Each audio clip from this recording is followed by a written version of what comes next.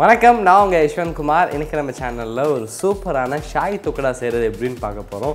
இந்த ரெசிபி எனக்கு ரொம்ப ஃபேவரட்டான ரெசிபி. எனக்கு மட்டும் இல்லை, என் ஃபேமிலிக்கே இந்த ரெசிபி ரொம்ப பிடிக்கும். ஏன்னா அந்த அளவுக்கு இது ரொம்பவே டேஸ்ட்டாக இருக்கும்.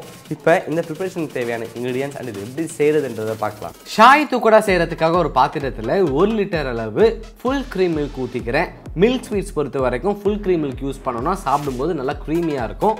அடுத்து இதில் நறுக்கிய பாதாம் 30 கிராம் சேர்த்துக்கலாம். கூடவே நறுக்கிய பிஸ்தா 30 கிராம் சேர்த்துக்கலாம். அதன் பிறகு 2 பிஞ்ச் அளவு குங்குமப்பூ சேர்த்து ஒரு முறை நல்லா கிளறி விட்டுக்கோங்க. இப்போ இந்த பால் நல்லா கொதிக்கிட்டோம், அது வரைக்கும் நம்ம வெயிட் பண்ணுவோம். பால் இந்த மாதிரி நல்லா கொதிச்சு வரும்போது இது மேலே ஃபார்ம் ஆகிருக்க ஏடை நம்ம பாத்திரத்துடைய கார்னரில் பேஸ்ட் பண்ணிக்கோங்க. இதே மாதிரி இந்த பால் 50% ரெடியூஸ் ஆகிற வரைக்கும் செய்யலாம். எந்த அளவுக்கு இந்த பாலுக்கு மேலே ஃபார்ம் ஆகிற ஏடை சேகரிக்கிறோமோ அந்த அளவுக்கு ரபடியுடைய டெக்ஸ்சர் அண்ட் டேஸ்ட் பிரமாதமாக இருக்கும். பால் 50% ரெடியூஸ் ஆனதன் பிறகு இதில் 250 கிராம் அளவு கண்டென்ஸ் மில்க் சேர்த்துக்கலாம். கூடவே நல்ல ஒரு மனம் கொடுக்கறதுக்காக 1 டீஸ்பூன் அளவு இடித்த ஏலக்காய் சேர்த்துக்கோங்க. நம்ம சேகரித்து வச்சிருக்க ஏடை இந்த பாலோடு ஒன்று சேர்த்து நல்லா கிளறி விட்டுக்கலாம். நல்லா கிளறி விட்டதன் பிறகு இந்த பால் மறுபடியும் நல்லா ரெடியூஸ் ஆகிற வரைக்கும் வெயிட் பண்ணுவோம்.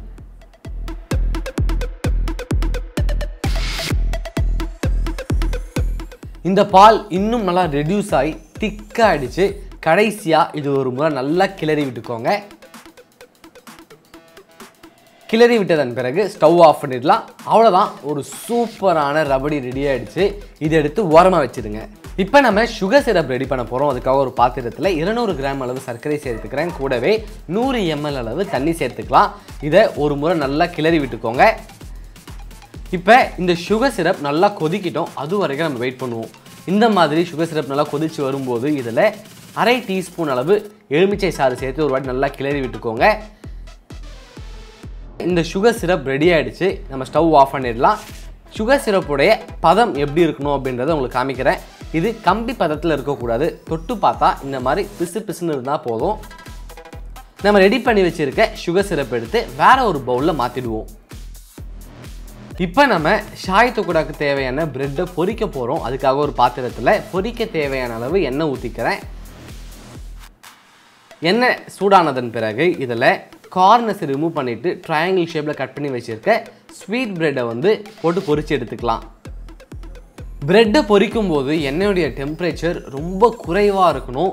இல்லைனா நமக்கு பிரெட்டுடைய கலர் சீக்கிரம் சேஞ்ச் ஆகிடும், ஆனால் கிறிஸ்பியாகவே இருக்காது. நல்லா சிறுந்தீயில் வச்சு பிரெட்டு நல்லா பொன்னிறமாக நல்லா மொறுன்னு வர வரைக்கும் ஃப்ரை பண்ணிக்கோங்க. நல்லா மொறுன்னு வந்ததன் பிறகு இதை எண்ணெய் இல்லாமல் எடுத்து வேற ஒரு பிளேட்டில் மாற்றிக்கலாம். இதே மாதிரி மீதமுள்ள எல்லா பிரெட்டையும் எண்ணெயில் போட்டு பொரிச்சு எடுத்துக்கோங்க.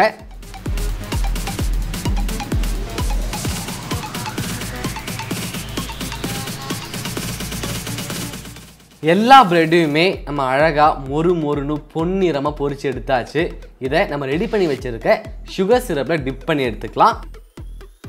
சுகர் சிரப்பில் இந்த பிரெட்டை போட்டு ரொம்ப நேரம் நம்ம டிப் பண்ணோம்னா நல்லா மொறுன்னு இருக்க இந்த பிரெட் நல்லா சாகியாக ஆகிடும். அதனால் ஜஸ்ட் இந்த சுகர் சிரப் பிரெட்டை கோட் பண்ணுற அளவுக்கு டிப் பண்ணால் போதும்.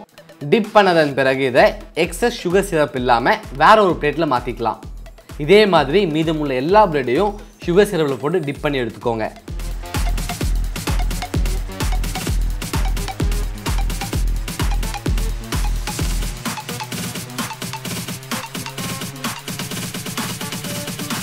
ஷாய் துக்கடாக்கு தேவையான எல்லாமே ரெடி ஆகிடுச்சு. இப்போ இதை அழகாக ஒரு பிளேட்டில் அரேஞ்ச் பண்ணிக்கலாம். ஃபஸ்ட்டு நம்ம சுகர் சிரப்பில் டிப் பண்ணி வச்சுருக்க பிரெட்டை அசம்பிள் பண்ணிக்கோங்க. அதன் பிறகு அது மேலே நம்ம ரெடி பண்ணி வச்சுருக்க ரபடி எடுத்து ஊற்றிக்கலாம். அவ்வளோதான், ரொம்ப ஈஸியான டேஸ்டியான நல்லா க்ரீமியான ஷாய் துக்கடா ரெடி.